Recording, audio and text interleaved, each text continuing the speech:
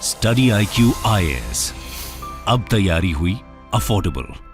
नमस्कार दोस्तों, पिछले कुछ समय से हम सब जानते हैं कि पाकिस्तान की जो इकोनॉमी है वो बहुत ज़्यादा खराब हो गई है। श्रीलंका जैसे हालात आपको पाकिस्तान में देखने को मिलेंगे। वैसे अगर हम देखें तो आज़ादी के बाद से ही पाकिस्तान ने कभी भी इकोनॉमी के ऊपर ध्यान नहीं दिया, बाकी भले ही सारी चीज़ों पर ध्यान दिया हो। लेकिन यहाँ पर एक बड़ी खबर एक और सामने आई है और वो ये है कि पाकिस्तान का जो रुपी है, जी हाँ, जैसे भारत में भी हम रुपी कहते हैं अपने करेंसी को, वैसे ही पाकिस्तान के अंदर भी उसको रुपी कहा जाता है। तो पाकिस्तान की जो करेंसी है वो ऑल टाइम लो पर चली गई है, अराउंड 255 पर डॉलर के आसपास। कहने का मतलब यह है कि जब से यहां पर इकोनॉमी का डाउनफॉल हो रहा था तो पाकिस्तान की सरकार ने एक प्रकार से इनडायरेक्ट वे में, आप कह सकते हो, मतलब ऑफिशियल नहीं किया था लेकिन इनडायरेक्ट वे पे यहां पर पाकिस्तान की जो करेंसी है उसके ऊपर कुछ कैपिंग लगा रखी थी, मतलब उसको आगे बढ़ने नहीं दे रहे थे, राइट। लेकिन यहां पर फाइनली उन्होंने उस चीज को तोड़ दिया है। तो कारण क्या है इसका? मतलब कि आखिरकार ये पाकिस्तान अपने रुपये को गिरने क्यों दे रहा है,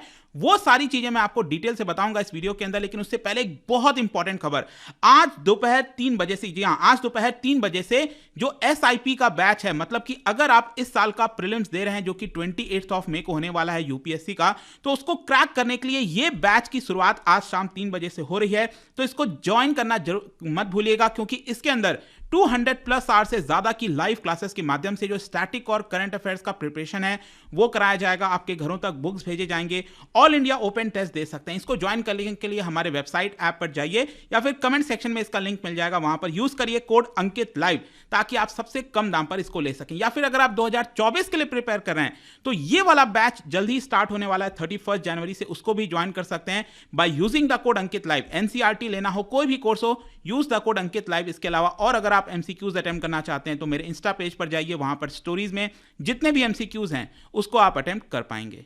तो चलिए शुरुआत करते हैं और सबसे पहले देखते हैं एग्जैक्टली हुआ क्या। देखिए, पिछले कुछ समय से ऐसा देखने को मिल रहा था कि पाकिस्तान की जो रुपी है, यहां पर अगर आप देखोगे तो वो $1 इक्वल्स टू लगभग 230 के आसपास रुका हुआ था। 230 के आसपास ये मतलब चल रहा था। पाकिस्तान की सरकार उसको गिरने नहीं दे रही थी, कुछ ना किसी कारण से गिरने नहीं दिया जा रहा था। लेकिन फाइनली जो पाकिस्तान की सरकार है उन्होंने जो अनऑफिशियल प्राइस कैप है उसको अब रिमूव कर दिया है एक्सचेंज रेट से। मतलब कि अब अपना नेचुरल पाथ पाकिस्तानी रुपी ले रही है। और यहां पर आप देख सकते हो कि पाकिस्तान की रुपी मतलब 2020 के पहले अगर आप देखोगे तो ये करीब 150 के आसपास हुआ करता था। लेकिन अब आप देख सकते हैं कि ये अचानक से, ये जो स्पाइक आप देख रहे हो ना यहां पर एंड में, ये जो बड़ा सा स्पाइक आया है, ये अभी जस्ट एक दिन पहले ही आया है। और यहां पर जो रुपी है वो और डेप्रिशिएट कर गई है और अब ये पहुंच गया है 255, मतलब कि ये रिकॉर्ड स्तर पर पहुंच गया था। $1 इक्वल्स टू 255। एक दिन के अंदर 9% से भी ज्यादा की इसके अंदर गिरावट देखने को मिली है, जो कि 1999 के बाद से, मतलब कि जब से नया एक्सचेंज रेट सिस्टम इंट्रोड्यूस किया गया पाकिस्तान में 1999 में, उसके बाद ये सिंगल लार्जेस्ट, मतलब सिंगल डे का लार्जेस्ट ड्रॉप देखने को मिलेगा। और पाकिस्तान की सरकार का बेसिकली ये कहना है कि ये जो रिलैक्सेशन किया गया है, मतलब कि यहां पर जो कैपिंग की गई थी एक तरह से, उसको अब सरकार ने इसलिए रिलैक्स कर दिया है क्योंकि उसको IMF से पैसा चाहिए। जी हां, ये एक मेन कारण है कि IMF से पैसा लेने के लिए पाकिस्तान की सरकार ने ये कैपिंग को हटा दिया है। तो बेसिकली यहां पर क्या है ना कि जो नेशन है, जो पाकिस्तान है, वो बहुत सारे मुश्किलों से गुजर रहा है, बहुत सारा प्रेशर है उसके ऊपर। तो यहां पर IMF कई सारे गारंटीज चाहता था, कई सारे रिफॉर्म्स चाहता था। उसमें जो एक बड़ा रिफॉर्म था वो ये था कि जो भी करेंसी का रेट हो, जैसे कि मान लो इस समय भारत का $1 इक्वल्स टू लगभग 82 के आसपास चल रहा है, तो ये मार्केट रेट के हिसाब से लगभग आप कह सकते हैं। लेकिन पाकिस्तान उसको रोक कर रखा था जानबूझकर, उसको डेप्रिशिएट नहीं कर रहा था। लेकिन अब यहां पर पाकिस्तान चाहता है कि अब ये मार्केट फोर्सेस के द्वारा ही प्ले किया जाएगा, जो भी उसका नेचुरल पाथ होगा पाकिस्तानी रुपी का वो अब चलता जाएगा। देखो यहां पर क्या है कि लास्ट ईयर जो पाकिस्तान को बेल आउट पैकेज है IMF का, वो मिल तो गया था पिछले साल कुछ हद तक, लेकिन अभी भी बहुत सारा पैसा IMF से मिलना था, लेकिन IMF ने उसको रिलीज करने से मना कर दिया था। और बेसिकली आप कह सकते हैं कि पाकिस्तान उसकी वजह से, आप देख सकते हो पावर आउटेजेस, आपने अभी रिसेंटली देखा 2-3 दिन पहले किस तरह से बिजली कट हुआ था पाकिस्तान में, डॉलर शॉर्टेज देखने को मिल रहा है, स्काई हाई इन्फ्लेशन 25%, 30% का इन्फ्लेशन। सोच के देखिए, खाने के लिए जो अनाज चाहिए, जो बेसिक चीजें हैं वो नहीं है, पॉलिटिकल टेंशन तो चल ही रहा है वहां पर। तो इसीलिए यहां पर जो एनालिस्ट हैं उनका यह कहना है कि आईएमएफ प्रोग्राम के तहत जो 9th राउंड ऑफ रिव्यू होना है उसके तहत अगर पाकिस्तान जो है वो चीजों को मीट कर जाता है, रिफॉर्म्स को मीट करता है, तो आईएमएफ से उसको $1.2 बिलियन मिल सकता है। एंड कहीं ना कहीं वो एक मेन कारण है आप कह सकते हैं। लेकिन इसके साथ साथ देखिए यहां पर क्या होता है ना कि जब आप कोई पॉजिटिव स्टेप लेते हो इकोनॉमी को, जैसे भारत में भी क्या था 1991 में, आपको याद होगा बहुत मुश्किल हुआ था। जो फाइनेंस मिनिस्टर थे हमारे मनमोहन सिंह जी, क्या आपको लगता है इतना आसान था? आप अगर बुक्स पढ़ोगे उससे रिलेटेड, एक दो बुक्स मैंने पढ़ी है, मतलब कि जो सिचुएशन था, पॉलिटिकल माहौल था, बहुत ज्यादा तनाव वाला था। इनफैक्ट यहां पर कुछ बुक्स में मैंने यह भी पढ़ा था कि जो फाइनेंस मिनिस्टर थे मनमोहन सिंह, उन्होंने एक दो बार तो नरसिम्हा राव जी जो प्राइम मिनिस्टर थे उनको रेजिग्नेशन भी दे दिया था, लेकिन नरसिम्हा राव वहां पर सामने खड़े रहे और बैक किया पूरी तरह से मनमोहन सिंह जी को, कहा कि आपको चिंता करने की जरूरत नहीं है, जो भी रिफॉर्म लाना है आप लेकर आइए। तो यहां पर क्या है ना कि ये इतना आसान नहीं होता रिफॉर्म लाना।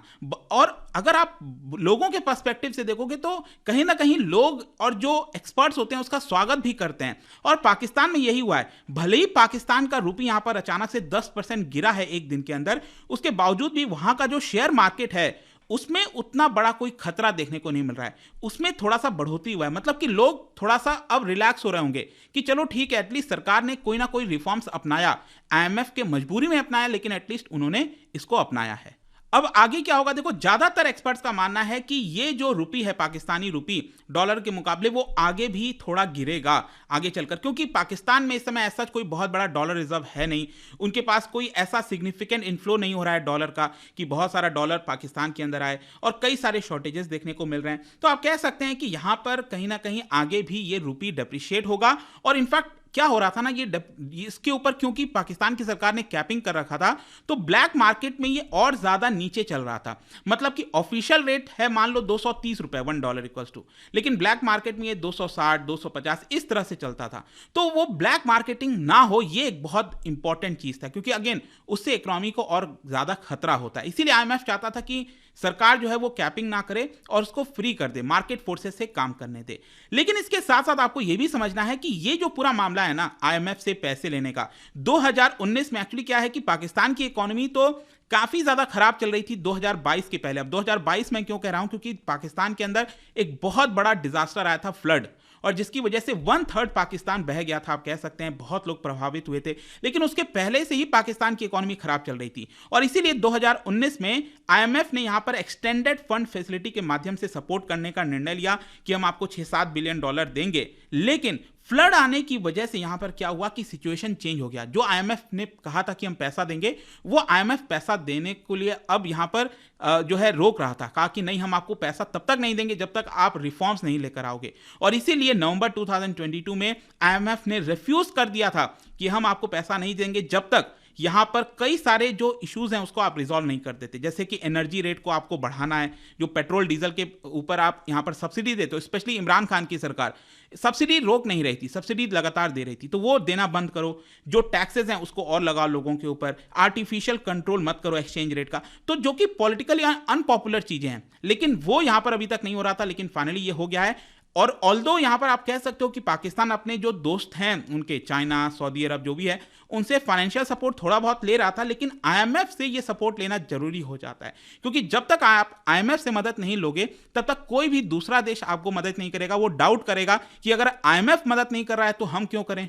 तो इसीलिए फाइनली यहां पर कंक्लूजन ये निकलता है कि शहबाज शरीफ की जो गवर्नमेंट है, उन्होंने ये जो आर्टिफिशियली इंपोज्ड कैप था एक्सचेंज रेट के ऊपर, उसको हटाया तो है, लेकिन कहीं ना कहीं ये सिग्नल कर रहा है कि अब उसको आईएमएफ से मदद मिल जाएगी। तो एक बहुत बड़ा कदम था। आई होप कि यहां पर आपको समझ में आ गया होगा कि एग्जैक्टली हो क्या रहा है, पाकिस्तान के रुपी फॉल का मेन कारण क्या है वो आपको समझ में आया होगा। और जाने से पहले एक इंटरेस्टिंग क्वेश्चन, क्या बता सकते हो कि इनमें से कौन सा ऐसा फैक्टर है वो कंट्रीब्यूट करता है to the appreciation of rupee, मतलब कि रुपी यहां पर एप्रिशिएट करेगा, मजबूत होगा, इनमें से कौन सा फैक्टर वो कर सकता है? इसका राइट आंसर आप सबको पता है, मेरे इंस्टाग्राम पर तो मिलेगा ही, वहां पर अगर आप नहीं हो कोई बात नहीं, टेलीग्राम से भी ले सकते हैं इसका सही उत्तर। मैं कई सारे जो एमसीक्यूज हैं वो यहां पर स्टोरीज में मैं यहां पर डालता रहता हूं।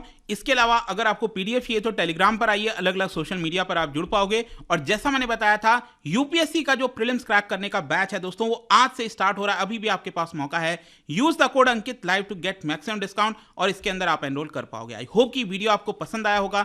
मिलता हूं आपसे next time, till then thank you very much, see you soon. Study IQ IAS, अब तैयारी हुई अफोर्डेबल।